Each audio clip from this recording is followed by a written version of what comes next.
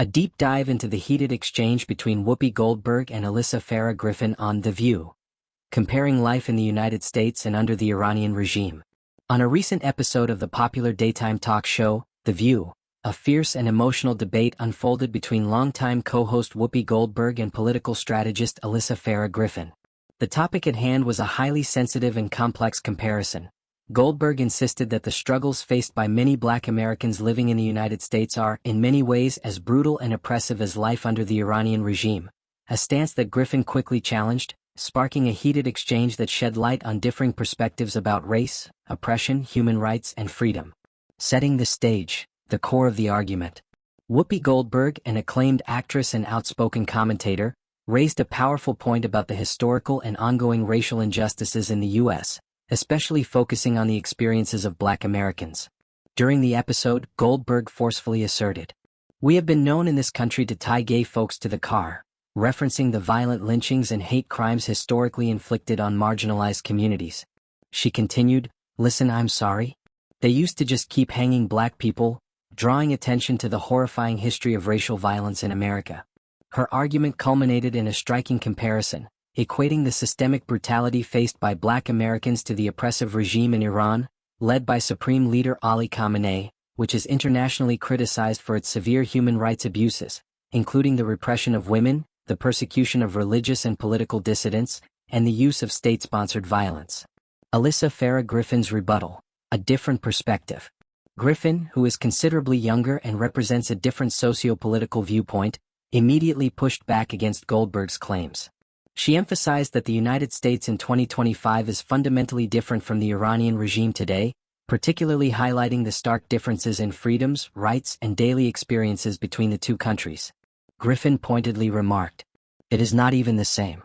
I couldn't step foot wearing this outfit in Tehran right now." This was a reference to the strict dress codes imposed on women in Iran, where wearing a hijab and modest clothing is legally enforced. Women who defy these rules risk severe punishment, including harassment, imprisonment, and even death at the hands of the Islamic Revolutionary Guard Corps, IRGC, morality police.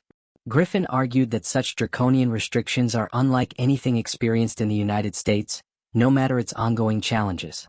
She elaborated that in Iran she would not be allowed to show her hair or arms or wear a skirt, offenses punishable by extreme penalties. This, she contended, is a stark example of the fundamental difference in personal freedoms and human rights protections between the two nations. Goldberg's response, the universality of brutality. In response, Goldberg doubled down on her point, emphasizing that murdering someone for their difference is wrong, regardless of where it happens. She passionately stated, "That's why I'm saying that it is the same. Murdering someone for their difference is not good, whoever does it. It's not good." She was underscoring a universal condemnation of injustice and violence that transcends borders and governments. Goldberg's perspective was that the lived experience of systemic fear, discrimination, and violence faced by Black Americans mirrors, in its brutality and impact, the oppression endured by many in authoritarian regimes like Iran. When Griffin reiterated that living in today's United States is not comparable to life in Iran, Goldberg emphasized the racial disparities in America by saying, "Not if you're Black." This powerful assertion highlighted the reality that systemic racism still permeates many facets of American society, resulting in disparities in policing, justice, economic opportunity, and social treatment that disproportionately affect Black communities. Griffin's counterpoint, the danger of equating different realities. Griffin maintained her position, emphasizing that the current situation in the U.S. is incomparable to Iran's. She stated, "No one at this table should go to Tehran." This comment reflected the severe repression faced by ordinary citizens in Iran, including the lack of basic rights such as freedom of speech, political participation, and personal autonomy, especially for women and minority groups. Griffin's argument was that the legal and societal structures in Iran are far more restrictive and punitive than those in the United States, even acknowledging America's significant social challenges. The historical context of America's racial struggles. Whoopi Goldberg reminded her co-hosts of America's deeply troubling racial history, noting that Black Americans could not vote until the passage of the Voting Rights Act of 1965, a crucial civil rights milestone.